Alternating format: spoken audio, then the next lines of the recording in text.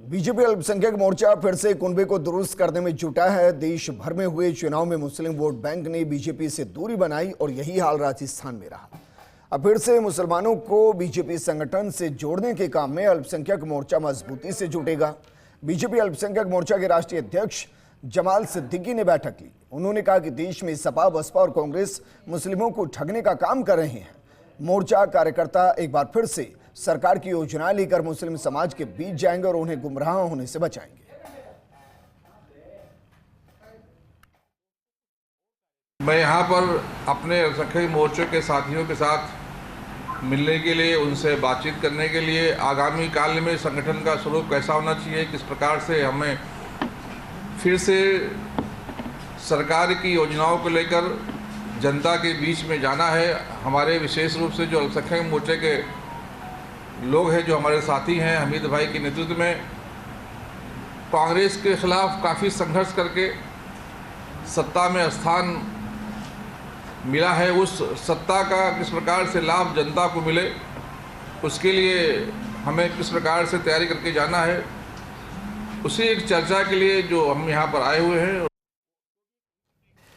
BJP अल्पसंख्यक मोर्चा के राष्ट्रीय अध्यक्ष जमाल सिद्दीकी ने बीजेपी प्रदेश कार्यालय में प्रदेश अल्पसंख्यक मोर्चा के प्रमुख कार्यकर्ताओं से संवाद किया और आगामी योजनाओं और कार्यक्रमों पर चर्चा की।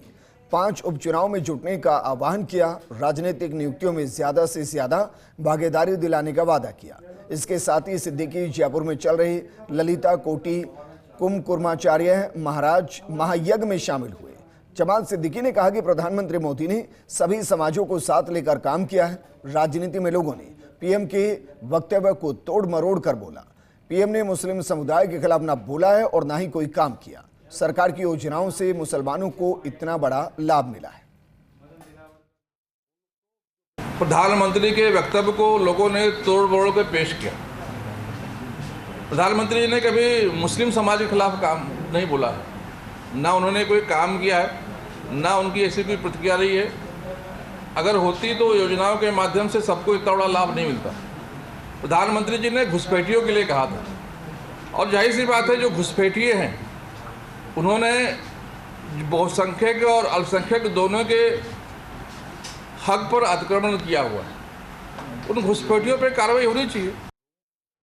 Rajasthan under 14 boys state football championship 2024 का आयोजन 10 जुलाई से 13 जुलाई तक बीकानेर के 3rd RAC स्थित चैन सिंह स्टेडियम में किया जा रहा है। इस प्रतियोगिता का आयोजन जिला फुटबॉल संघ बीकानेर, 3rd RAC बीकानेर और बीकानेर फुटबॉल क्लब के संयुक्त तत्वाधान में किया जा रहा है। इस प्रतियोगिता में राज्य की 29 टीमें हिस्सा ले रही हैं। आयोजन सचिव अरविंद सिंह राठौड़ और सह सचिव भैरू रतन ओझा के नेतृत्व में आयोजन हो रहा है। प्रतियोगिता नॉकआउट आधार पर आयोजित होगी और इसमें कुल 29 मैच खेले जाएंगे, जिसमें सेमीफाइनल, फाइनल और तृतीय स्थान का मैच भी शामिल है। प्रतियोगिता में विजेता, उपविजेता और तीसरे स्थान पर रहने वाली टीमों को ट्रॉफी और मेडल से सम्मानित किया जाएगा। इसके अलावा प्रत्येक मैच में मैन ऑफ द मैच का पुरस्कार और प्रतियोगिता के best player, best goalkeeper, best scorer, best defender, best midfielder, best forward और इमर्जिंग प्लेयर को भी व्यक्तिगत पुरस्कार दिए जाएंगे। ये अंडर 14 का फुटबॉल का आयोजन किया जा रहा है, जो 10 से लेकर 13 तारीख तक RAC के चैन सिंह स्टेडियम में किया जाएगा। इसमें राजस्थान की 29 टीम्स भाग ले रही हैं, जो अंडर 14 है उन सब का, और इसमें विजेता, उपविजेता और 3rd को भी ये ट्रॉफी और मेडल वगैरह दिया जाएगा। राजस्थान फुटबॉल संघ के निर्देशन पर जिला फुटबॉल संघ बीकानेर, 3rd RAC बीकानेर और बीकानेर फुटबॉल क्लब के संयुक्त तत्वाधान में एक आयोजन सब जूनियर स्टेट चैंपियनशिप बीकानेर के चैन सिंह स्टेडियम में की जा रही है। इसमें पूरे राज्य से 29 टीमें हिस्सा ले रही है। इसमें ये प्रतियोगिताएं हर साल डिफरेंट ज़िलों में आयोजित की जाती है। इस बार संघ ने बीकानेर को चुना है, तो उसके लिए बीकानेर का धन्यवाद, बीकानेर संघ का धन्यवाद है। और RAC हमें पूरी व्यवस्थाएं उपलब्ध करवा रही है। ग्राउंड वगैरह, रहने की व्यवस्थाएं जो है हम जिला फुटबॉल संघ के देखरेख में कर रहे हैं। कांग्रेस नेता राहुल गांधी की तरफ से रेलवे में कार्यरत लोको पायलट को दी जा रही सुविधाओं को नाकाफी बताते हुए ट्वीट किया। इसको लेकर अब रेलवे के अधिकारी सजग हो गए हैं। उदयपुर में अजमेर रेलवे मंडल के अधिकारियों और लोको पायलट ने रेलवे की तरफ से दी जा रही सभी सुविधाओं को बेहतरीन बताया। मंडल के वरिष्ठ यांत्रिकी इंजीनियर मनमोहन मीणा आज उदयपुर दौरे पर रहे। इस दौरान मीणा के साथ 2 लोको पायलट भी मौजूद रहे। मीणा ने सिटी स्टेशन पर रेलवे की तरफ से दी जा रही सुविधाओं के बारे में बताया। इस दौरान मौजूद लोको पायलट ने भी रेलवे की तरफ से दी जा रही सभी सुविधाओं को पहले से और भी बेहतर बताया। यहाँ पे जो हमारा रनिंग स्टाफ है सिस्टम के ऊपर जो कियोस्क लगे हुए हैं उसके ऊपर साइन ऑन करता है। साइन ऑन के दौरान उनका बायोमेट्रिक होता है, ब्रीथ एनालाइजर होता है, उसके बाद ही वो साइन ऑन कर पाता है। और ऐसे ही जो ऑफ ड्यूटी के समय भी जो है उसका बायोमेट्रिक होता है, ब्रीथ एनालाइजर होता है। और लॉबी में कंप्लीट मतलब जो है एयर कंडीशनिंग है। लॉबी के साथ में उनके लिए रेस्ट रूम भी बनाया हुआ है। अगर गाड़ी में उनके समय रहता है, जैसे उन्होंने साइन ऑन कर दिया और गाड़ी में कुछ समय रहता है जाने में, तो वो रेस्ट रूम में बैठ के अपना रेस्ट करते हैं। और उसके साथ में उसके अंदर उनको कोई सर्कुलर या क्वेश्चन ऑर्डर और ये मिलते हैं तो उसको वो रीड करते हैं। रेलवे ने कुछ रूल्स रेगुलेशन बना रखे हैं इसके मुताबिक, और इससे पहले भी आ जाते हैं हम लोग मुख्यालय। हमारे को ऐसी कोई समस्या मतलब लगती नहीं है कि मतलब उदयपुर मुख्यालय पे रह के मतलब हमारे को ऐसी कोई परेशानी का सामना करना पड़ा। फैसिलिटी तो जो रनिंग रूम जो है हमारे, तो रनिंग रूम में तो एसी की सुविधा है, खाने की मतलब हर चीज़ मतलब कंफर्टेबल है हमारे लिए। हर मंडल और हर मुख्यालय की अलग अलग परिस्थिति हो सकती है, अलग अलग समस्या हो सकती है, लेकिन अजमेर डिवीज़न की सर ऐसी इस तरह की कोई समस्या हमारे अभी तक संज्ञान में नहीं है और ना कोई हुई है हमारे इस तरह की जो रनिंग स्टाफ इसमें परेशान हुआ हो, ऐसी कोई संभावना नहीं है और न ही कोई ऐसी सुनने में आई है। सर हमारा जो मुख्यालय होता है वहाँ से हम ऑन ड्यूटी करके जाते हैं। उसमें हमारा क्या है कि बायोमेट्रिक्स भी होता है, उसके अलावा ब्रीथ एनालाइजर भी होता है। अगर कोई नशे में अगर कोई कर्मचारी है तो वो ऑन ड्यूटी करने से पहले ही अगर कर रखा है तो वो नहीं आएगा, और न आप मतलब उसको बिना ब्रीथ एनालाइजर किए जाता है यहाँ से। नागौर के ताउसर रोड पर आवासन मंडल की करोड़ों की जमीन से दोनों पक्षों को सुनने और दस्तावेजों की जांच के बाद अतिक्रमण हटाया गया। नागौर जिला कलेक्टर अरुण कुमार पुरोहित के निर्देशन पर नागौर एडीएम चंपालाल जयनगर समेत अन्य अधिकारियों और पुलिस प्रशासन की मौजूदगी में अतिक्रमण को हटाया गया। जमीन पर आवासन मंडल के बोर्ड लगाए गए। आवासन मंडल के खसरा नंबर 1005/381 में 27 बीघा जमीन से अतिक्रमण हटाया गया। जमीन को सीमा ज्ञान करवाकर तहसील प्रशासन ने सुपुर्द कर दिया है। खसरा नंबर 381 की जमीन की विस्तृत रिपोर्ट तैयार करके कलेक्टर को सौंपी गई। फर्स्ट इंडिया ने प्रमुखता से शहर में बढ़ते सरकारी जमीनों पर हो रहे लगातार अवैध कब्जे, अवैध निर्माण के मामले को प्रमुखता से उठाया और सीएमओ तक पहुंचाया। आवासन मंडल 27 बीघा जमीन पर 188 मकान बनाकर अलॉट करने की तैयारी में है। आवेदकों को मकान अलॉट की लॉटरी की प्रक्रिया बाकी है।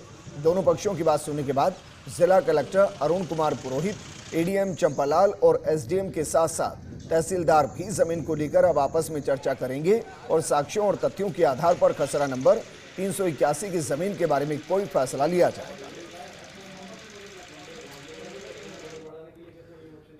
जयपुर संभागीय आयुक्त आयुषी मलिक के द्वारा वीडियो कॉन्फ्रेंसिंग के माध्यम से जिला कलेक्टर्स के साथ बैठक हुई और इस दौरान बैठक में राजस्व रास्ते के अंकन, राजहित में अपील, मनरेगा के माध्यम से सड़क किनारे वृक्षारोपण, दिव्यांगजनों को कृत्रिम अंग वितरण व्यवस्था, मौसमी बीमारी, पेयजल, विद्युत, वर्षा जल निकासी, सड़कों के दुरुस्तीकरण से जुड़े मुद्दों को लेकर फीडबैक लिया गया। साथ ही जिला कलेक्टर्स को निर्देश भी दिए गए। बैठक के बाद आरुषि मलिक ने बताया कि सघन वृक्षारोपण अभियान विद्यालयों में शुरू होगा। एक छात्रा को 5 पौधे लगाने के लिए दिए जाएंगे। आरुषि मलिक ने बताया कि अतिवृष्टि से हुए नुकसान की गिरदावरी रिपोर्ट भिजवाने के साथ राजस्व रास्ते के अंकन और राजहित में अपील को लेकर भी निर्देश दिए गए।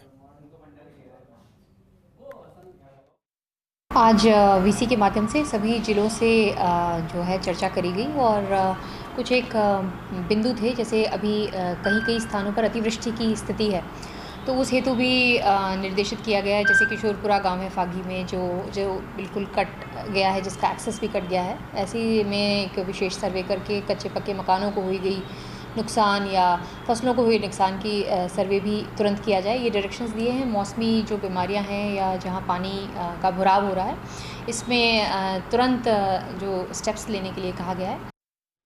जोधपुर रेल मंडल के उपनगरीय रेलवे स्टेशन राय का बाग के नाम से संशोधन को लेकर देवासी समाज आक्रोशित है। जोधपुर में हुआ आंदोलन के बाद जयपुर में देवासी समाज और उत्तर पश्चिम रेलवे के महाप्रबंधक अमिताभ के साथ वार्ता हुई, लेकिन वार्ता में कोई नतीजा नहीं निकला। ऐसे में देवासी समाज के पदाधिकारियों ने 17 जुलाई से फिर से आंदोलन करने की तैयारी शुरू कर दी। समाज के लोगों ने कहा कि हमारी विरासत और संस्कृति को मिटाने की कोशिश की जा रही है। तो आज हम लोग रेलवे के महाप्रबंधक मिस्टर अमिताभ से मिलने के लिए गए कि हमने जो आंदोलन किया था उसमें क्या कंक्लूजन निकला या कुछ चल रहा है या नहीं चल रहा है। ओके, लेकिन हम लोगों को सरप्राइज हुआ कि जोधपुर से अभी यहाँ पे कोई डॉक्यूमेंट आए नहीं हैं। दूसरा, उनको इस मामले की सीरियसनेस पता नहीं है। तीसरा, जब हमने बोला कि नहीं टाइमलाइन दीजिए, बिना टाइमलाइन ऐसे तो सालों लग जाएंगे, आप फाइल घुमाते रहेंगे सालों लग जाएंगे, तो कह रहा कि हम टाइमलाइन नहीं देंगे। तो हमारा यही था, यदि आप टाइमलाइन नहीं देंगे तो फिर हम 17 तारीख का समाज को फिर इकट्ठा करेंगे और उसमें डिसीजन लेंगे कि इस आंदोलन को आगे कैसे लेके जाना है। ये जिस प्रकार से इस आज़ाद भारत में एक त्रुटि को ठीक करवाने के लिए इस सभ्य समाज को सड़कों पर आना पड़ता है, इससे बड़ा कोई दुर्भाग्य है ही नहीं है। ये रेलवे की त्रुटि है जिन्होंने राई और का को अलग करके समाज के इस आस्था और भावनाओं को ठेस पहुंचाया। ये राजस्थान ही नहीं, पूरे भारतवर्ष के जहाँ पर भी राई का कौम निवास करते हैं उनकी भावनाओं को आहत हुआ है। अगर रेलवे इसको सीरियस लेती है और जिम्मेदारी के साथ में जल्दी से जल्दी अगर इस नाम को त्रुटि को ठीक कर दे तो ठीक है, नहीं तो आने वाली 17 तारीख को हम एक बार वापस महापंचायत बुलाएंगे और 1 तारीख को हम लोग भूख हड़ताल पर बैठेंगे।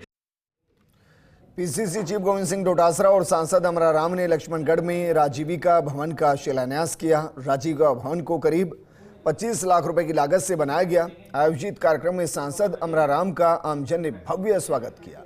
इस मौके पर पीसीसी चीफ डोटासरा ने कार्यक्रम को संबोधित करते हुए कहा कि प्रदेश में इंग्लिश मीडियम स्कूलों को बंद नहीं होने देंगे। आज गरीब परिवारों के करीब 3.25 लाख बच्चे अंग्रेजी मीडियम स्कूल में पढ़ते हैं। ये आरएसएस की मानसिकता है और शिक्षा मंत्री को शिक्षा का ज्ञान नहीं बल्कि उन्हें अनर्गल बयानों का ज्ञान है। अपनों के लिए अपनी जान का रिस्क तो बहुत से लोग ले लेते हैं, लेकिन किसी बेजुबान के लिए अपनी जान का जोखिम लेना बहुत कम ही देखने को मिलता है। मामला है टोंक के पिपलू का, जहां तहसीलदार इंद्रजीत सिंह चौहान, सहायक प्रशासनिक अधिकारी बालकृष्ण शर्मा, जनप्रतिनिधि रामजस चौधरी ने सिविल डिफेंस टीम के साथ बनास नदी के बहते पानी में उतरकर 5 पशुओं को सुरक्षित बाहर निकाला। फिर पशुओं को मालिक को बुलाकर सौंप दिया। पशु मालिक ने प्रशासनिक अधिकारियों का धन्यवाद दिया।